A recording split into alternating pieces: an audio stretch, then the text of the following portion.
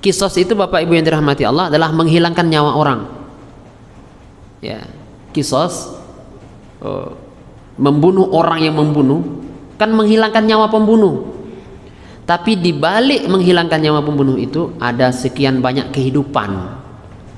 Maka Allah SWT mengatakan, walakum fil qisasi hayatun ya ulil albab. Dan bagi kalian wahai orang-orang yang berfikir, di dalam kisos itu, di balik kisos itu ada kehidupan. Padahal kisos itu adalah menghilangkan nyawa, tapi di balik menghilangkan nyawa itu ada kehidupan. Kenapa? Karena orang yang membunuh dengan sengaja kemudian dibiarkan begitu saja, ya, atau hanya sekedar dipenjara, maka akan banyak orang-orang yang terbunuh oleh pembunuh-pembunuh yang lain, kira, atau bahkan oleh dia setelah dia bebas dari penjara.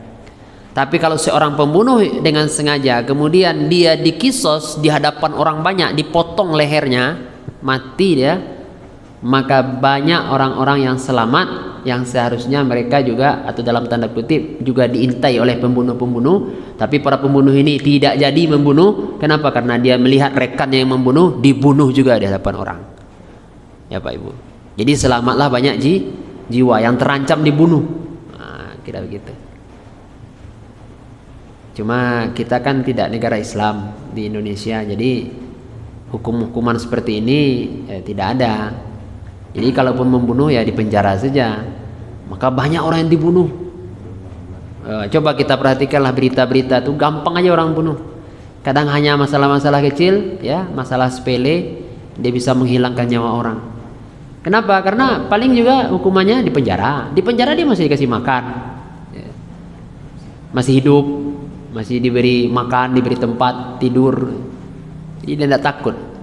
Jadi dalam Islam, hukuman walaupun memberikan mudarat kepada yang bersangkutan, tetapi justru hukuman ini disyariatkan. Malah ada sebagian hukuman fisik itu yang disebut dengan hudud. Itu haram kita memberi syafaat kepada orang yang sudah kena hudud itu. Tidak boleh. Tidak boleh ditawar-tawar. Udah kena gitu. Dan hudud itu disebut, selain kisos yang memang Allah tetapkan juga, hudud itu ada seperti mencambuk atau dicambuknya orang yang berzina 100 kali kalau dia masih bujangan atau lajang.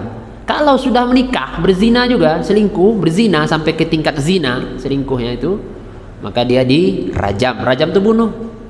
Tapi dibunuhnya tidak dipenggal, tapi dilempar batu sampai mati. Dia bisa sadis lagi sebenarnya dalam tanda kutip daripada orang yang membunuh. Membunuh kan dipancung. Tapi kalau yang ini dilempar batu sampai mati. Kalau dia sudah menikah dan berzina juga. Kemudian orang yang mencuri dipotong tangan. Mudarat bagi orang yang mencuri, tapi dia maslahat bagi orang-orang yang lain.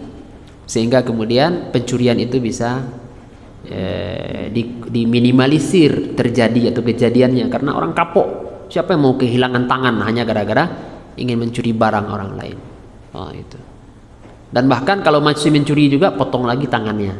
Kalau pertama tangan kiri, kedua kemudian di tangan kanan, sepergelangan. Kalau masih mencuri juga ada lagi ulama yang mengatakan dipotong sampai sikunya, begitu kedua-dua dan seterusnya. Demikian juga minuman keras.